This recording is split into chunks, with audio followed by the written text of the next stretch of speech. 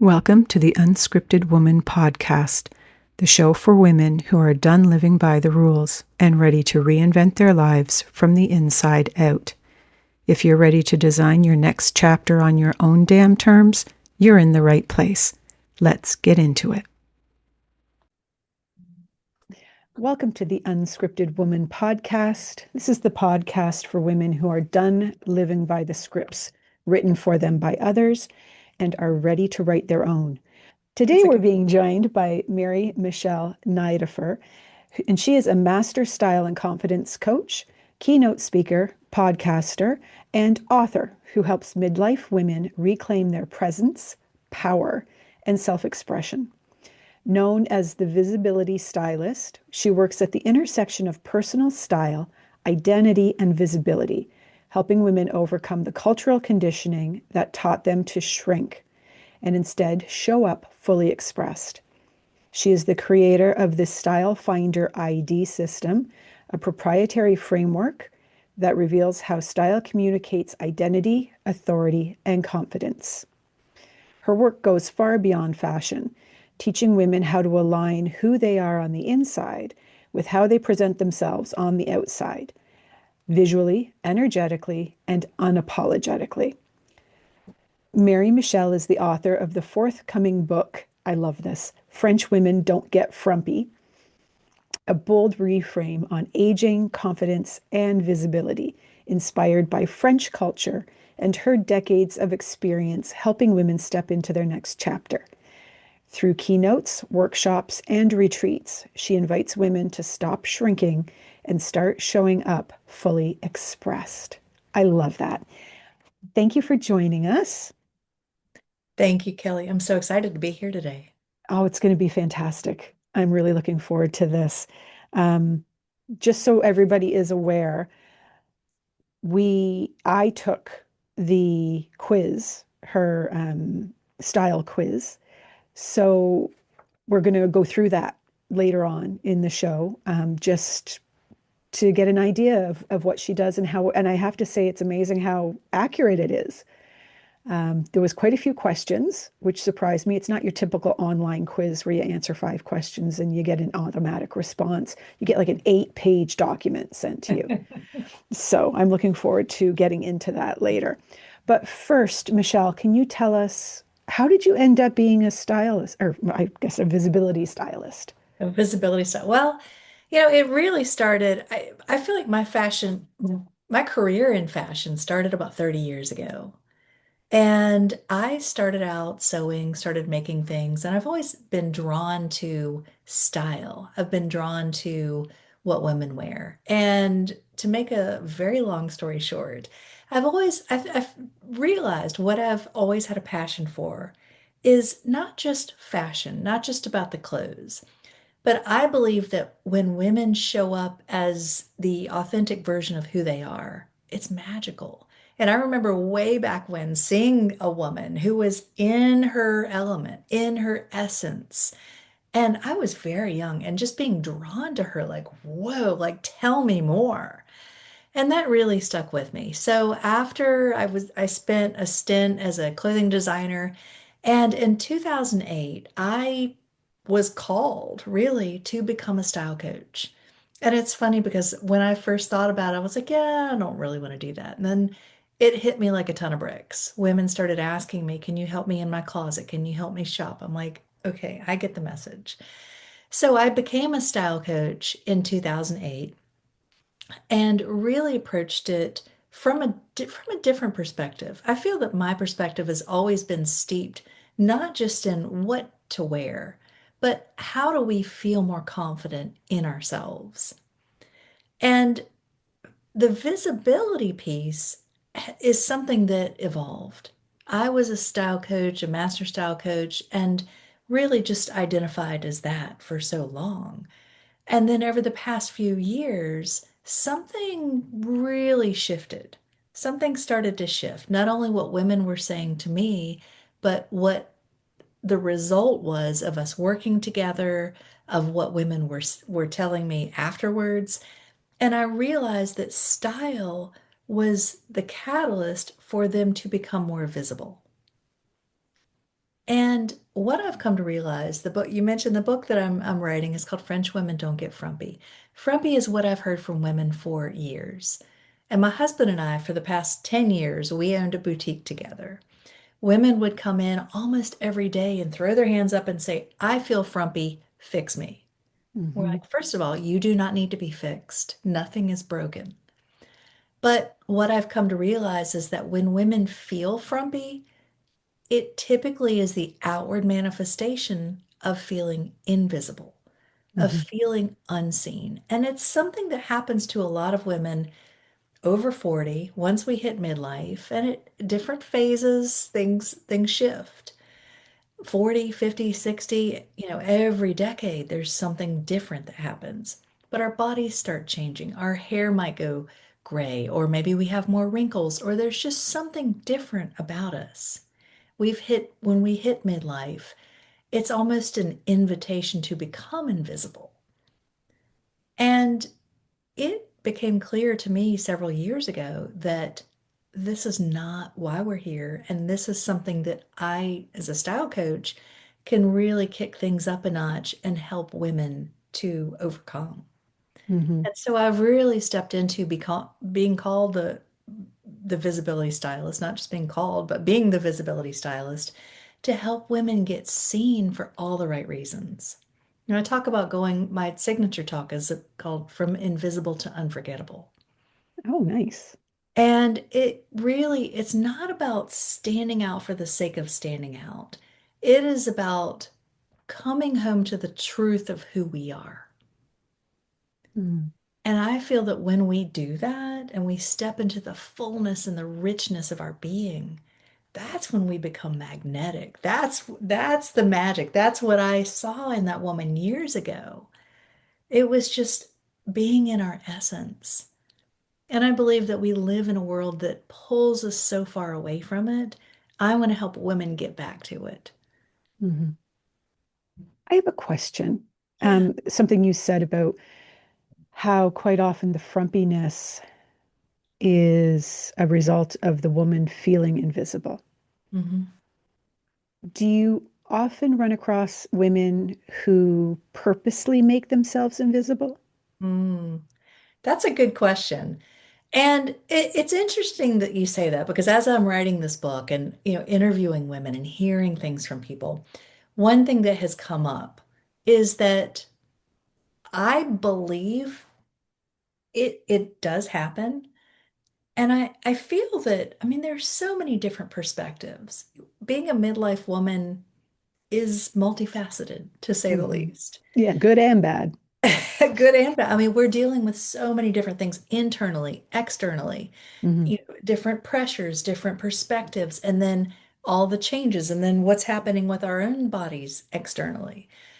But what I have come to realize is that I do believe that sometimes women do make themselves invisible because they're just done. Hmm. They're just tapped out. They're like, I've got nothing else to give. Don't ask anything of me. I just want to live my life, eat what I want to eat, not worry about my weight, not worry about all the things. But I do believe that there is a shadow side to that. Hmm. I do believe that when a lot of women have told me over the years, style doesn't matter. And I really, Kelly, I really sat with that for a while. I was like, does it really matter? And I've come to the conclusion that style isn't the most important thing, but style is an outward manifestation of how we feel about ourselves. Hmm. And when we look in the mirror, I think a lot of it comes back to the mirror. When we look Yeah. in the mirror, first of all, do we look?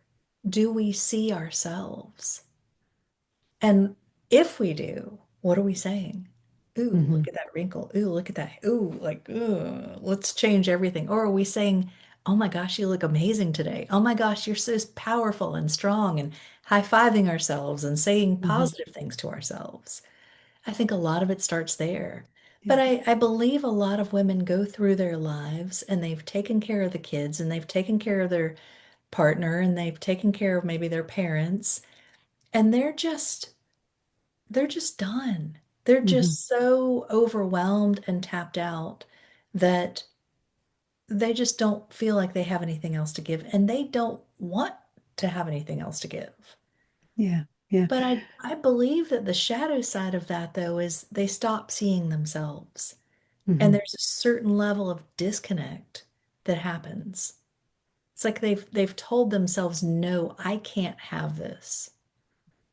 And even though on the surface they might be saying style doesn't matter, I don't really care what I wear, I don't care what I look like, deep down, I think it's hard for us Hmm. not to care at all. Hmm. So I do feel like there it does happen, and I also feel like there can be a backlash to it, but I feel there's a happy medium that, we can all find a place where we're comfortable in ourselves. And I think a lot of it goes back to what I call elegant acceptance of Hmm. ourselves and getting away from all the pressure and all the external noise that has told us for years that we need to be thinner and we need to be younger and we need to look a certain way. That's what we don't want. But when we realize, you know what, that's not right for me.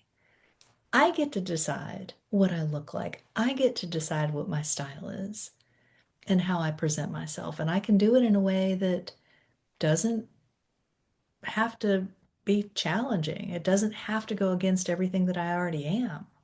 Hmm. But there's a lot to unpack there. We could talk about this for hours, but Well, yeah, and I know from women that I've worked with, sometimes the invisibility is a trauma response. yeah, They don't want to be seen. yeah. Or they don't feel it's safe to be seen. Exactly, exactly. Whether it's because something negative has happened to them because of how they look, or, Mhm. bullying or whatever. Like it's amazing how one small comment made by somebody can really anchor itself into your head. Mhm. Yeah. And I completely agree. I think sometimes it is a trauma response, but I think sometimes it's not maybe big T trauma, but it's little T trauma, Hmm. and it's so subtle that we don't even realize it. Hmm. It's the little comments from our mother or our grandmother about, oh, you better not eat too much, better not stand out, don't be too loud, better pipe down, like just it's almost this subtle messaging. And I don't think they even realize it. I don't think it's intentionally to harm us. I Hmm. think it's just been passed down over generations to keep us quote unquote safe. Hmm. But Yeah. truth is, it's not serving us. Yeah. I think it's done more damage than it has good. Yeah. Even, partners and spouses. Do I look Mhm. fat in this? If they're honest, A loaded question. you're supposed to say no. Uh-huh. But if they say, well, it doesn't look the best, they're being Yeah. honest, Hmm. but it still anchors in your brain. Yes. 30 years later, you can still remember it. Hmm. And I know for myself, I lost 75 pounds Mm. and my clothing actually didn't change as much as I thought it would. Hmm. Um, which kind of leads me, I'm not going to get into it now, but signature style doesn't really change Mm. depending on size. No. The loose and flowy that I wore 75 pounds ago is the same loose and flowy that I wear today. Hmm. Because you weren't wearing it to hide, you were wearing it because it was part of your style. Exactly. Exactly. So it's really Mm. interesting when you Hmm. think about it. It really is. Like Yeah, it's an ingrained personality trait almost. well, it's tapping into the essence of who we are. I think the fashion industry, talks so much about, you need to wear this and everybody, all women must wear. We all see the columns in the magazines or on the articles and online. It used to be Hmm. magazines were like I loved magazines growing up, but they Hmm. really gave me a complex, I think, Oh in a lot yeah. of ways, because I'd see the models that were this big around and that wasn't me. I couldn't Hmm. relate, so I shrunk myself. And when I was younger, my dad actually paid me to lose weight when I was about 8. Stop. Yeah, $1 a pound. And when I hit my goal, I was rewarded with a new wardrobe. And it's interesting because now I tell women style is not a reward for losing weight. Hmm. A lot of women tell me, oh, when I lose 20 pounds, I'm going to come shopping. I'm going to work with you. I'm going to do this. I'm like, girl, your life is now. You're Yeah. you're worthy right now. It's not about me, it's about saying yes to you. And even if you don't buy yourself a full wardrobe, at least buy jeans that fit. At least buy Hmm. pants that fit. Stop trying to squeeze yourself into jeans that are 2 sizes too small, Yeah. making yourself feel bad and beating yourself up about it. Yeah. And I think what we have to realize as women who are no longer in our 20s, Mm, certain styles just aren't meant for us. no. Like I see, oh, what are they called? Is it barrel pants? Oh, barrel The, jeans. oh Yes. my goodness. I have a pair and they're not Really? for everybody. I But it's I couldn't imagine my body in them. Well, it's so funny because when I saw them, I thought the same thing. I thought they were hideous. Yeah. And then I got curious. I thought, how can I wear those? Yeah. And so I decided to order, I was the buyer for our boutique. I decided to order a few for the boutique. Not a lot, just a few. And I Mm. put them on. I'm like, I kind of like these. But what was so funny is I shot a reel and there was a lot of conversation on Instagram on that reel. Half the women were like, oh my gosh, I love those. These look so good. And the other half are like, those are hideous. You should never wear Love those. them or hate them. Yeah, it was very polarizing. Yeah. It was very polarizing, but it's interesting. And I think what it brought up for me as as a 50 something style coach, I realized I, it is, it is worthwhile getting curious. Hmm. I think there are all these unwritten style rules, like women are over 40. In fact, when I first became a style coach, I was 40. And I did a lot of speaking, and my most popular topic was ageless style. Women wanted to know how to look good at 40, at 50, at 60, Hmm. et cetera. So I created this whole presentation. It's like at 40 you can still wear this, but at 50 you've got to put this away. And then I hit my 50s. I'm like, you know what? We have it all wrong. Hmm. There is no fashion police that's going to come after us because we have great legs and decide to wear a mini skirt into our 60s. I mean, look at Yeah. Tina Turner. Nobody told her not to wear a mini skirt. She rocked it. I was going to say, they say, no mini skirts after 50 or whatever, but I wear short Uh, skirts if yeah. I'm wearing a short skirt or if I'm wearing a skirt in the summer, it's either a Mhm. maxi or it's a mini. Right. And I think it all goes back to the 5 elements that I teach. I mean, are the color, wear your best colors, wear clothing that's right for your body type. I talk about face shape, personal scale, and then personal style. Hmm. Is it right for you based on those criteria? It's not, oh, you're 42. Well, okay, you better stop doing X, Y, and Z. No, Hmm. because I feel that when we have these unwritten rules that just kind of they're handed down, and women love to police each other. And I Yeah. think we don't even realize that it's being done. But Hmm. women will kind of come at me on Instagram. I'm like, whoa, wait a minute. Like, who said I can't wear this at 58 years old? Who Hmm. said I had to be, 20 to wear that? But Yeah. I think the real question we need to be asking ourselves is, how does it make me feel? Stop putting the focus on everybody else. How does it make me feel? Hmm. We're so worried about, ooh, what's somebody going to say about me? Well, if you feel great, if you feel confident, it doesn't really matter. Yeah. There's nothing like putting on an outfit and maybe having a cute bag with it and just being like, I look good, Absolutely. And how knowing do you that you feel in look that? good. And It's how do you fantastic. feel? It's the best. And then if somebody doesn't like it, that's their problem. Yeah. And almost, well, I'm not going to say all the time. I'm sure there are some exceptions, but a lot of the time, it's somebody else who wants to give you the smackdown because how dare you look good because I don't look good or I don't feel good about how I look. Hmm. Women will take each other out because they either need a place to put their pain, or they don't feel good about themselves and they project. Hmm. But it really makes me sad. I'm like, what happened to women supporting women and saying, you go, girl, you look Yeah. great? Yeah. Yeah. And you know what? I actually, one of the gyms I go to is all women.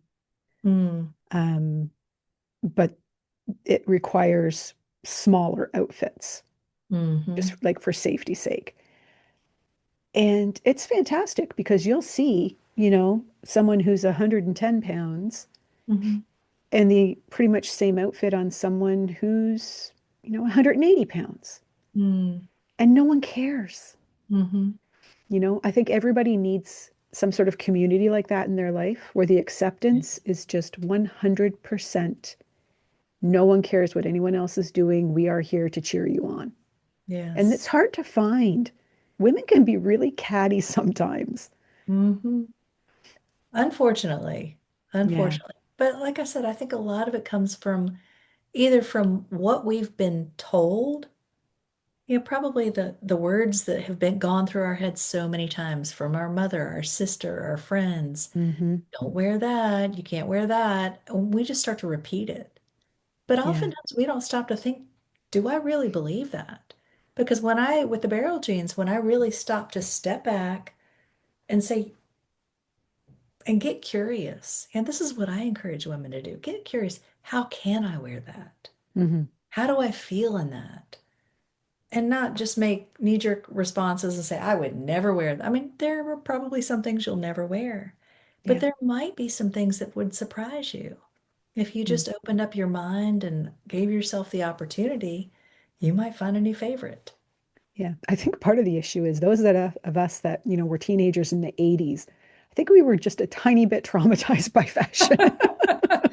Oh, yes, I would agree. I saw the barrel pants, and the first thing I thought of were the riding pants that we used to wear back then that Mhm. came out at the hips and Yeah, then the were really tight. joppers. Yeah, Yes, yeah. And yes. I was just like, oh God, no, not again, please, not again. And then I saw Oh, that stirrup pants are coming back. yes, they are. Not And I crazy was just about that like, idea. oh my gosh, please no, don't do it. They were bad the first time. They're going to be even worse the second time. And I wore them. Everybody wore them. Mhm, But to see them, I think it was my son's in fashion. He manages a clothing store. mhm. And I remember texting him and I'm like, please tell me I heard this wrong, right? About the leggings, the stirrups. And he's like, I don't even know what those are. And I went on to, I think it was like American Eagle or something on the website and snapped it and sent it to him. I'm like, these. And he's like, oh, yeah, yeah, yeah, sorry, those are back. I was like, oh no. Badly. Like these kids Yeah. learn nothing. And they think they invented them, right? Because they have no idea that they were around 40 years ago. No. Oh, so funny. So, other than using fashion and style to lift yourself, how can it be used as a tool in other ways? Hmm. I love that. I've talked so much about style being a tool. And I think that the one of the biggest ways style is a tool. I mean, first of all, it's something that we do every single day. This is really where our identity comes in. Hmm. And I've worked with so many clients who want to step into their new identity, want to step into not, and when I say new identity, really it's a return to who they are. It's a return to themselves. Hmm. But it's like we're letting go of all the stuff, all the messaging that's told us, well, we can't be this and we can't do that and we can't wear that. But style, I'll tell you about one of my clients that working with. She did her Style Finder ID. And her words, she was dramatic and whimsical and I can't remember what her supporting word was, but dramatic is all about being seen. Hmm. And she had been told, you need to tone it down years ago by one of her Hmm. mentors. And so she had this wounded part of her that was like, ooh, it's not safe to stand out. It's Hmm. not safe to show up. But through using her style, leaning on her style, it took a little while for her to really get that it's not a should, it's a get to. It's Hmm. part of who you are. I'm not saying I think you should do this. I'm saying here is what's true for you. Here is your truth. And I believe that when women understand it from that perspective, they start to give themselves permission to be who they are. There's a great quote from Joseph Campbell, and it's the privilege of a lifetime is being who we are. Mm. And that hits me so deeply every single time Hmm. because we live in a world that tells us to be everything but ourselves. Yeah. But my client messaged me. She's like, "Ooh, every day I'm starting to wear." She was starting to really be more intentional with how she was dressing Hmm. and to bring in the pieces, not over the top, but just bring in the bold colors, bring in the more statement pieces, bring in the fun scarf or the bag, and really pay attention to adding in accessories. And she texted me. She's like, "I'm having so much fun." And she was starting to grow her business. And she had women coming up to her. They were like, "Oh my gosh, I love your outfit." They wanted to get to know her. I'm like, this is great for opening doors, for new conversations, for making connections, for networking. And it wasn't performative. It was just her allowing herself to be who she was. Mm. And that's where I feel that it really helps us to become magnetic. Hmm. Because other women want that. People want that. They want to know like now I see who you really are. I want to know you. We connect with our people. We find our tribe because Hmm. we're not afraid to be ourselves. Mm. I know, oh, ages ago, I can't even remember how I ended up. It must have been like a lunch and learn or something. Mm. And it was someone talking about the use of color in the corporate world and how even though women tend to follow masculine trends a lot of the time with, suits and pinstripes and that sort of thing, what colors provoked what responses. How red is a power color. Hmm. So if you want someone to take you seriously, you don't wear all red, you have a pop of red. So maybe like, a red camisole under a suit jacket sort of Hmm. thing. Um, and how I think it was turquoise, Hmm. for some reason, they said made people think of um, like sex and stuff. Really? Yeah, which kind of threw me because I'm like, turquoise, really? Interesting. Never heard that. Where's my turquoise shirt? um, so when you're working with somebody, for example, say someone who is in the corporate world and Hmm. who's trying to incorporate and build their personal style while still, not doing like an Aaron Brockovich thing, Hmm. even if that might be what they want to wear, remaining professional, but wanting that little extra something. Right. What do you usually suggest or, Sure. help them choose? Yeah, well, I start with a full color analysis. And so typically one of the first things I do is tell them that black is not everybody's best color Hmm. because so many people, we're all, especially in corporate, everybody's told, wear black, wear black. Hmm. Well, you can wear black pants and a white shirt and it can feel fantastic, or it can feel like what I call your shoulds. Your Or you should look like a waiter. that you look like a waiter and you're wearing the same thing that doesn't bring you joy, it doesn't light you up, and you just kind of have clothes on your body. Hmm. But the way I start with my clients is we do a color analysis and I look at your hair color, your skin color, your eye color. And then I create your fabulous 5 color capsule. You don't need a bunch of colors. You need to know a few colors. And I look at what I call your new black, which, is a color that ties in with your hair color Hmm. more often than not. Not always, but often it does. We look at colors that make your eyes pop. We look at colors that light your skin up. And then I look at what industry is it in? If it's in banking or they're in law or something, like it's going to be a little bit more conservative. If Hmm. they've got more flexibility, we just got to look at, okay, what is the atmosphere? What is the goal? And then we can tailor it. But it could be something as simple as you're going to shift your black suit to chocolate brown or your black suit to rust or navy. Hmm. And then instead of wearing the white shirt, what if you wore blush? Or what if you wore something like a soft peach?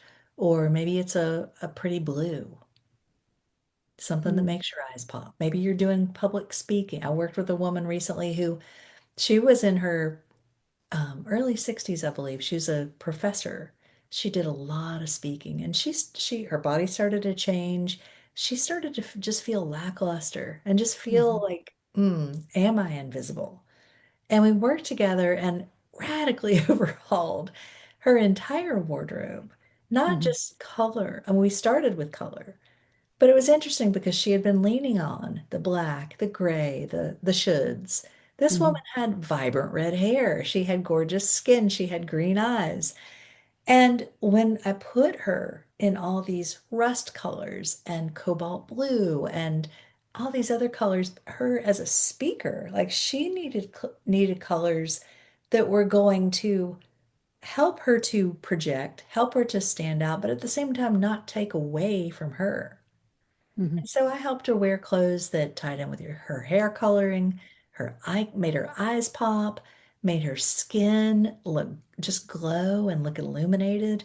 And she just the smile on her face was like, oh my gosh, I've never thought about wearing a lot of these colors. Mm. And so I believe that there is a secret energy to color and to Mm. style. But there is an energy to color. Color does send messages.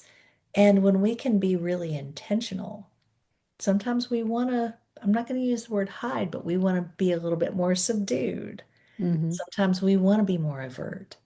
It just depends on, what our role is, what our day is, what's happening in our lives, and how we want to use color. But when we know how to use it, then we can allow color to be a tool. Color Right. is a powerful tool, and it can light our moods up, or we can make us feel tired and kind of blah. But Mm. color's a lot of fun. Yeah. So here's a question off top, well, not off topic, but with my hair being what it is, right? It's all natural. So Mhm. with me having the white and silver and Uh-huh. darker, what would my new black be? I would say for you, charcoal. Really? Hmm. I wear a lot of black, so. Hmm. Hmm. Black is good, but what I look at is what ties in. It's interesting, and I just recently worked with a new client who she had salt and pepper hair, and I told her I said it's going to be very nuanced, but look at yourself wearing black versus yourself wearing charcoal. Mm. It's a very different perspective. Like let's say Hmm. black and white, which theoretically are not bad colors for her. But if you put on maybe charcoal and a soft periwinkle, it's a whole different feeling. A Mm. whole different feeling. And it's just dialing it back a notch. But when we can really just tune into the colors that are right for us. As we age, we lose pigment from our hair color, our skin color, and our eye color. And Hmm. so if you just think about like dialing it back just a little bit, it doesn't have to be drastic, but even just a little bit. So if you were to put on a black jacket, it's gonna look fine. If you were to put on like a charcoal or probably like a medium gray, it's gonna be like, ooh. Mm. Now it's lighting your hair up. Your hair looks more luminous and gorgeous. Now Hmm. the focus is on your face. Mm. It's not being hidden. And so Yeah. it's just kind of a different vibe. Yeah. And I have light green eyes. Mm-hmm. I find, and I could be wrong because I'm not a professional, with my coloring, I cannot do things like mustard yellow, Trust that. burnt orange, Oh, I've got a bad story about mustard, yeah. even some greens Yeah. really draw me out. Mm-hmm. But red, bright purple, Certain indigo red. blue, cobalt blue, Mm. those tend to do better. Yes. So yeah, Trust that. it's weird. And it's funny because I find depending on what I'm wearing, Hmm. my eyes change color with it. And I didn't Yes. realize that until one time I had a shirt on. I can't remember what color it was. It was actually, I think it was like a mustard orange or mustard yellow. Mhm. And someone said to me, "Oh, you have yellow eyes." And I'm like, "No, I don't." Wow. And she said, "Oh, well, yeah, your eyes match your shirt." Uh-huh. But it's just because it picked them up, Right. right? Typically, blue and green eyes are kind of like chameleons. They'll pick Mm, up the colors. And probably if you wore more gray, they might pull a little bit of gray, or if you wear more blue, they might pull a little bit more blue. yeah, But yeah, I don't know what it is, but brown eyes, not that they can't change, but they're not as adaptable. yeah. Hmm, neat. Hmm. So when we talk about updating a wardrobe, and we've discussed this, really the idea of a basic capsule collection Hmm. that gives you so many outfits that all go Yes. together, but then use color and trends with it. So you're Yeah. not buying trendy wardrobe for the fall, trendy wardrobe for the winter. It's a basic capsule collection and then a few pieces from the trends. Yes. So, what does a capsule for someone like me who doesn't Sure. have that and just buys clothes because I like the way they look? What does a capsule collection look like? Well, I actually just wrote an art. I have a Substack. It's called The Art of Becoming Visible. And I've written a couple of articles. One is called Wardrobe Building Blocks. Um, that is a good one to go check out because the system that I use that I teach my clients is start with what I call wardrobe building blocks. And what it means is it can be so easy.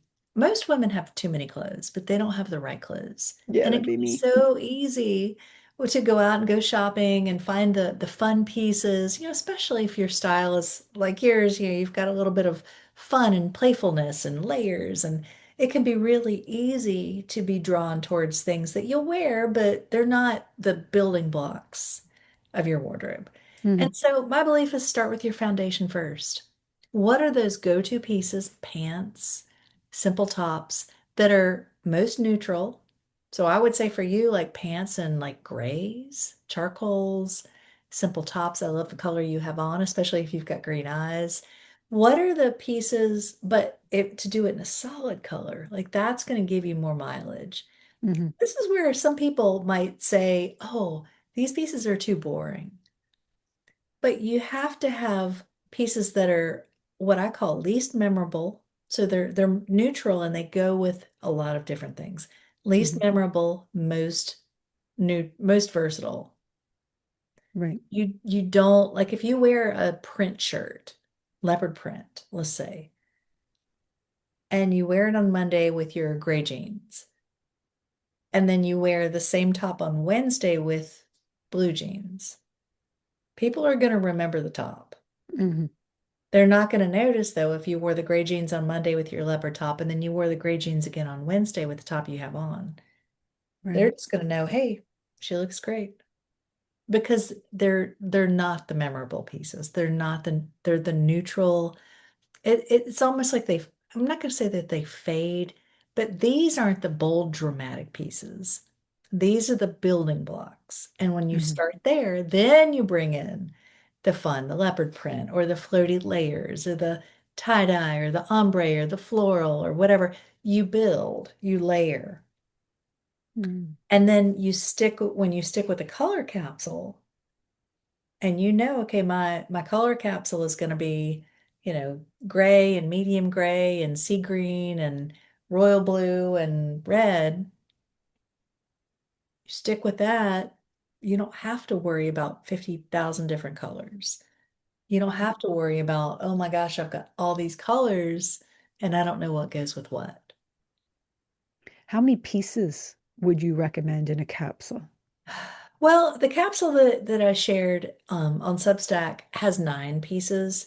Typically, with a capsule, you've got, I would say, I mean, somewhere between like 7 and 15 pieces, could be 20 pieces, but the essence of it is you've got, let's say, 15 pieces. Hmm. Well, actually, what I created on Substack in my wardrobe building blocks.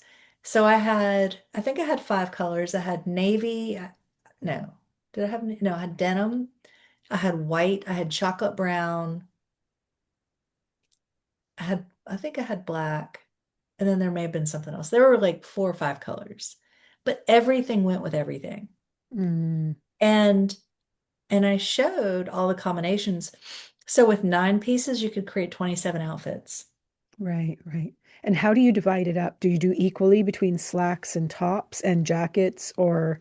No, no. Typically, I would say, I mean, for starting with the capsule, I had 3 of everything.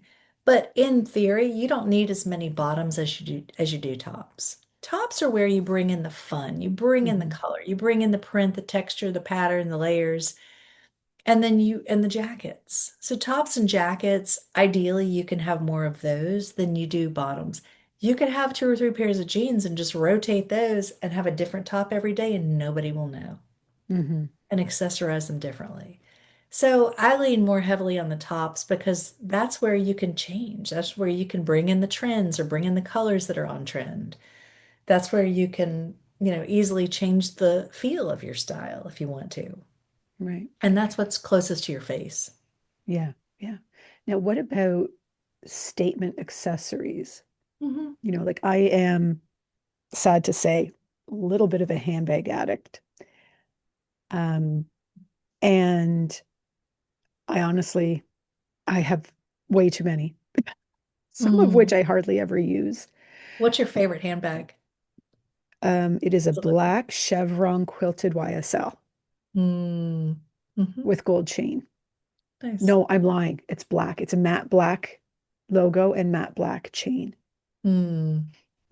Very cool. Very Gorgeous. But I've worn understated. it maybe 5 times and I've had Uh-huh. it for 4 years, Wow. you know? I am all about statement accessories. It could be statement jewelry, statement necklaces, statement handbags, statement shoes, statement scarf. Like I'm all about that. This is Hmm. where you take your simple order of building blocks and then you bring in your personality. Mm, You put your own, you infuse it with your essence. And your YSL bag. But here's what I talk about. I talk about creating accessories capsules. And so I would take your YSL bag and build a capsule around it.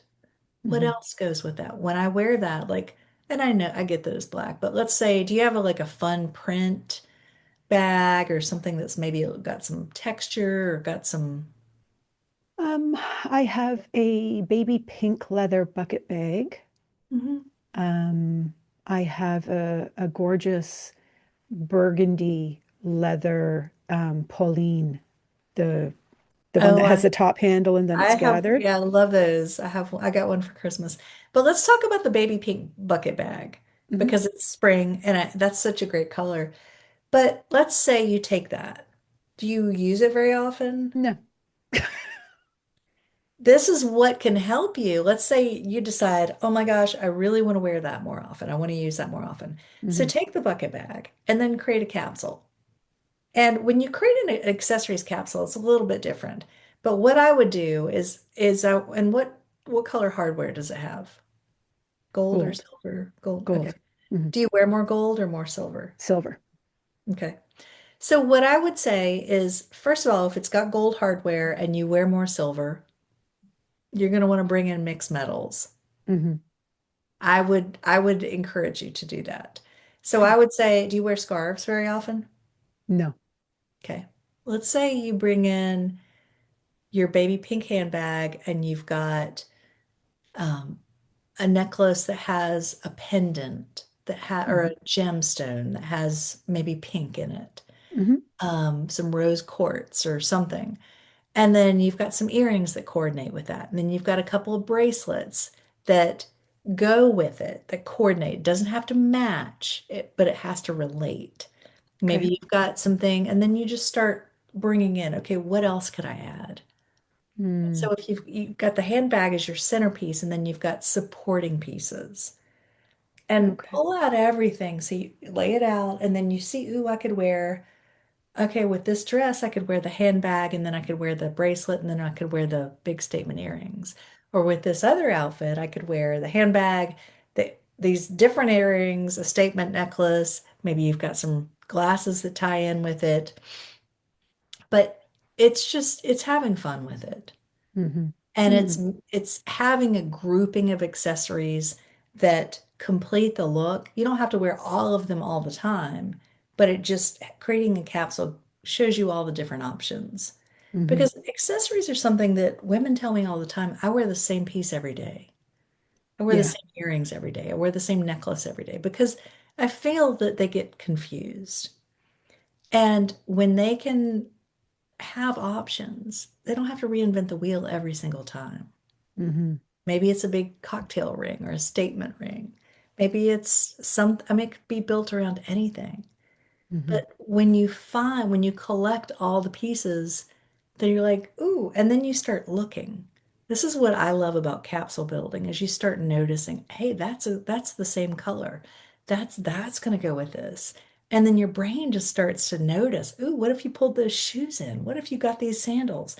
And then your brain starts looking for the same, Mm-hmm. it's what your reticular activating system. You're like Yeah. looking for like all the pink things, and just start to jump out. And then pretty soon you're coordinating these beautiful outfits with you've got a beautiful baby pink top on and a gorgeous skirt, and you've got the handbag, and you've got the necklace and the earrings, and you feel amazing. And then Mm-hmm. you just radiate, and people are like, "Oh my God, Kelly, you look fantastic. What did you do? You're glowing, you're radiant." And Mm-hmm. it's not that it's just all the same color, but it's just that it relates, it feels good to you, Mm-hmm. and it's like you've curated this Right. look that is so you. Right. Right. So this is where it just starts to be fun. Yeah. What are your thoughts on mixing prints?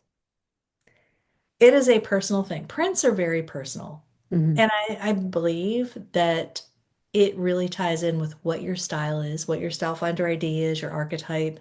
I'm a big print mixer, Mm, big, but it ties in like my style finder ID. I'm dramatic, romantic, and whimsical.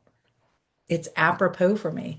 So many women will comment and say, "Oh my gosh, I would never put those together." I'm like, "Great, that's not your that this is my style though." yeah. And I posted some things this past week. I went to a tea festival with a friend on Sunday, and I started with this beautiful tie-dye dress. I didn't know what I was going to wear. I was like, "Ooh, let me start with this." And then I took this gorgeous print boho scarf, tied it around my waist, found this satin ribbon belt that I have and put that on. And then I found this great necklace that a friend had given me, and it just felt so good. But it Mm, was definitely mixing prints and patterns, and I'm sure there were a lot of people that would be like, "Yeah, no, I'm not. I'm not wearing that." But yeah. it was so me. Hmm. I think I'd be afraid I did it wrong, Mm, right? Because certain prints and patterns don't go together, certain ones do. right, And I right. think I would be the one who was walking out in like, stripes and checkers and they're clashing colors.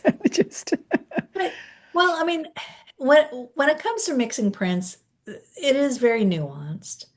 But I like to say start with one statement print, have one statement print, and let the others play second fiddle. Like, we'll play Mhm. backup singer.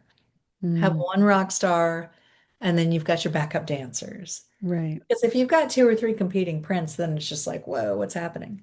Yeah, It gets a little exactly. crazy. But Yeah. ask yourself, how do I feel? Do I love it? That's all you need to know. Hmm. That's all you need to know. But if you're like, ooh, I'm not sure, not sure means no. Yeah. Not sure means I'm not confident in this. And if I go out in this, I'm going to be second guessing myself and I'm going to be wondering, is she staring at me because of my prints? Right. So, Right. What are your thoughts on the quote, always remove one accessory before you leave? oh, yes. Well, I was a big follower of the official preppy handbook, and that was one of the rules. I think that there is some merit to that for people who are not maximalists. Hmm. And I think my mantra is when in doubt, leave it out. Mm, I think if you say always remove one piece, doesn't always work. Yeah. Like the outfit I had on the other day, so I posted it, and quite a few women said, "Oh, that's way too much stuff." Well, it felt right to me. Yeah. So if I had removed something, it wouldn't have felt the same. Right. So I'm gonna just default to when in doubt, leave it out. I was not in doubt of my outfit. Other Hmm. people may have been, but that was not my problem. Right. Exactly. Exactly. Huh. So when we think of style icons, I know there's a few that everybody thinks about. Hmm. I was kind of surprised at some of the ones that popped up in my report because I never thought Uh-huh. of them as style icons. Do you have a style icon? I don't. No, I don't really have anybody that I look at and go, oh, I love the way she dresses. Mhm. But there's so many out there who kind of just are timeless. Yes. Someone will see something and automatically think of that person, like Audrey Hepburn. You see one of those dresses with the boat neck and no sleeves, and right away you think Audrey Hepburn. Or like Mhm. we had said, Jackie O. You see the big glasses, you see the black turtleneck and the capris, like there's certain things. So who do you think are the biggest style icons? The biggest style. Well, that's kind of a loaded question. I mean, the three that women cite most often are the two that you mentioned, Audrey Hepburn, Jackie O, and also Kate Middleton. A Hmm. lot of people tell me, and I think Kate Middleton, she's not only is she classic, but she's also more modern. Hmm. She's more modern. So I think she appeals to a large demographic in her style. Michelle Obama is fantastic. She's got such a great sense of style. One Hmm. of my favorite style icons is Inez de la Fressange, and I don't she's know that. French. She is French. She is in her early 60s. She's been the face of Chanel. She's been the face of, I think, no, Lancome or L'Oreal, I can't remember. But she still is. I mean, she's still this amazing woman who's in ads. She's had Hmm. her own stores, and she's just got this. She has a very classic with a twist style, but it's very French. Hmm. It's very French. And she's about that big around. So I look at some of the things she wears. I'm like, that's not going to work for me. Hmm. But I love the ease with which she gets dressed. Um, Iris Apfel is fantastic. Was fantastic. I mean, she was a legend, but she's very much a maximalist. Hmm. I think there are so many women we can look at. I mean, it's interesting because I talk a lot about style icons with my clients. And what I've taught over the years is that anybody can be a style icon. It does not have to be a celebrity. It does not have to be somebody in the media or somebody who's no longer here or somebody who's a classic. A style icon could be your sister, your neighbor, your best friend. I've had women tell me Jimi Hendrix was their style icon. I've had people cite their grandmother. And I Hmm. do believe that we can take inspiration from anything or anybody. Hmm. And a lot of people look at Carrie Bradshaw. She's not a real person, but had great style. And Yeah. I think you can really look at a character. Yes, so it can come from anywhere. And I Hmm. believe that when we look outside, so often I think women hear Audrey Hepburn, Kate Middleton, Jackie O, and they Hmm. don't really think beyond that. So I've done workshops and I've taught courses over the years with lists of style icons over 40 or style icons, of a different age or a different era or just different phases. But I do believe that when we know what our style is and how we want it to present, then finding a style icon, it could be Debbie Harry, it could be, gosh, it could be anybody. Hmm. It could be Queen Elizabeth. It could be your sister. It could be your cousin. It doesn't matter. who it Yeah. is as long as it resonates with you. Do you think Kate Middleton replaced Princess Diana? Because she was a huge style icon when she was around. She was. She was. I think in some ways, because I used to hear a lot more people say Princess Di. Yeah. And I think over the years, Kate Middleton's kind of stepped into that spotlight. I mean, there's no replacing Princess Diana, Yeah. but I think a lot of people who may have been drawn to Princess Diana are now drawn to Kate Middleton.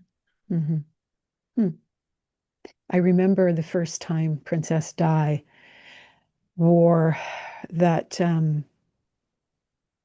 choker as a headband. Do you Mm. remember that? Hmm. The I think it was diamond and sapphire, and she Yes, wore it around she like we wore it used to well. wear.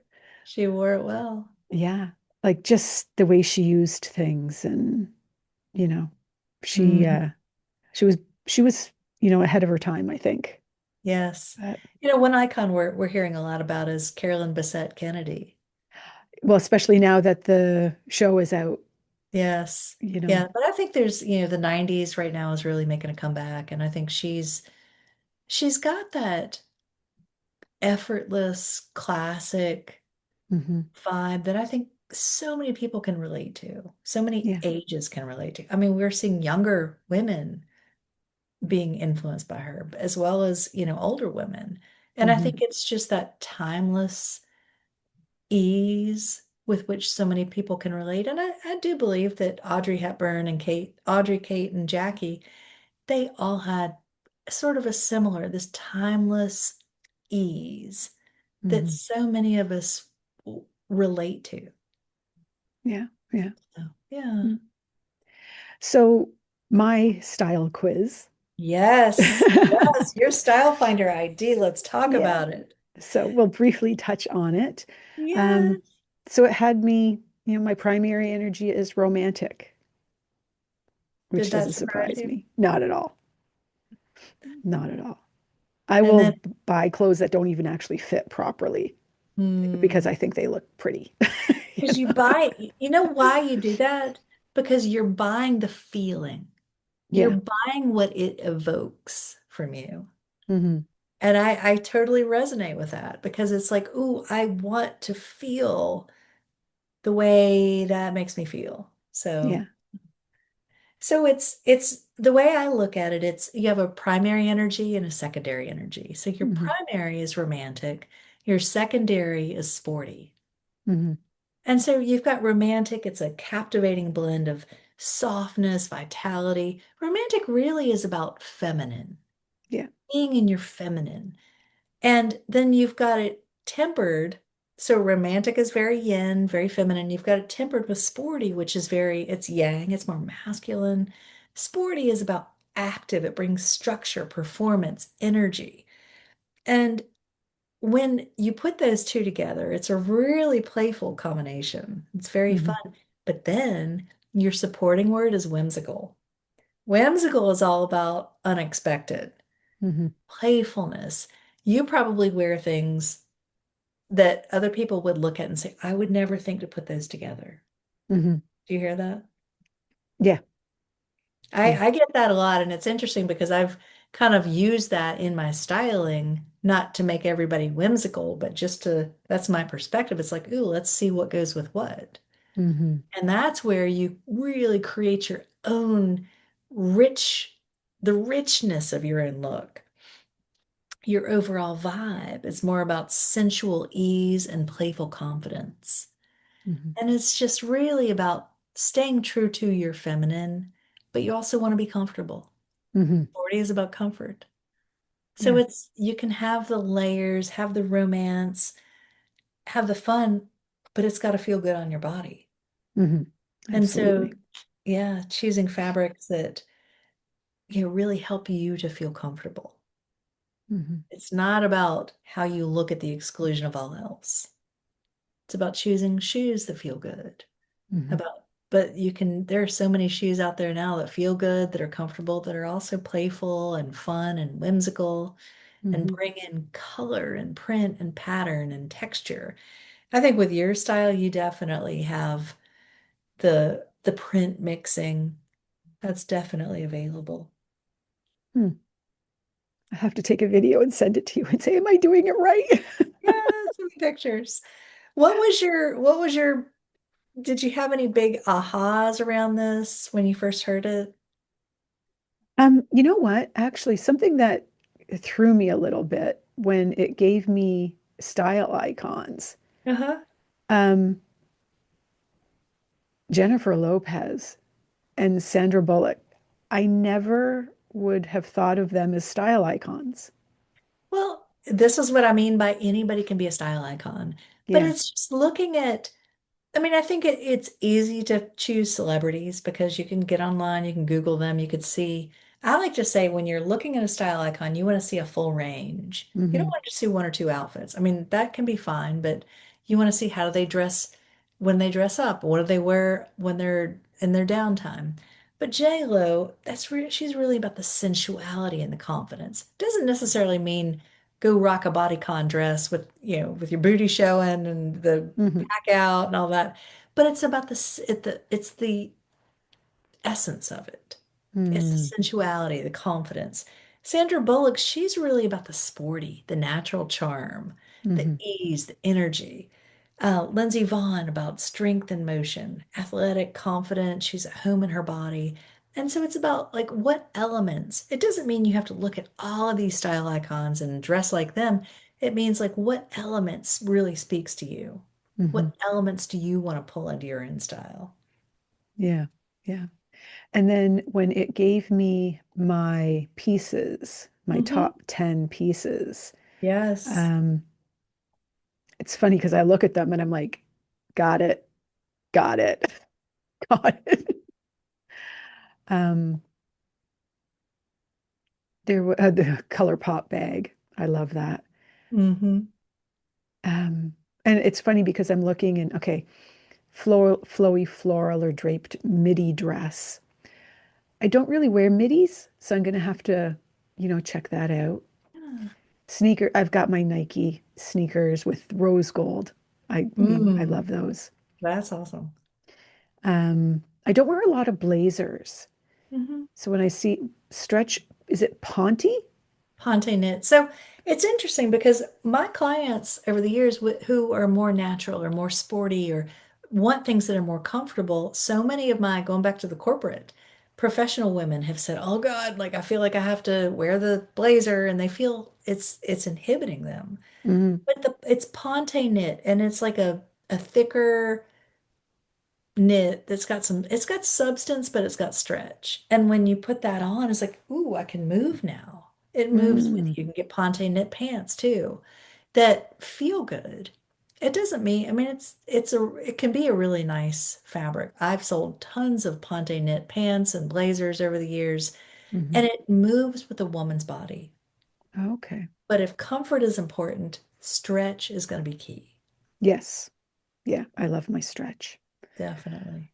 Um, Relaxed joggers or pull-on pants. I actually just bought some. Good. A lightweight romantic blouse. That's one of the things I bought that doesn't actually fit properly, but I really, really liked. Uh-huh. Fitted tank or camisole. Yeah, I've got a ton of them. Denim with stretch and shape. All of my denim has stretch Hmm. because of my body shape. Right. Playful accessory. I don't really do scarves and I can't wear earrings anymore. So Hmm. I focus more on the bag and the shoes. Sure. And then a soft feminine jacket. Um, I actually, for Christmas, my son bought me this really cute cropped bomber style Mm. chocolate brown suede jacket with like a big, like it's all furry inside with the big, like Ooh. plush Oh my goodness. draped collar almost. Like it's Sounds really, really beautiful. cute. It sounds delicious. Oh yeah, it's fantastic. It's so warm. You're lucky to have a son in style. Yes. Well, yes and no, because then I get we just got clearance in. Oh. I'm like, no, please, Oh, no. right, right.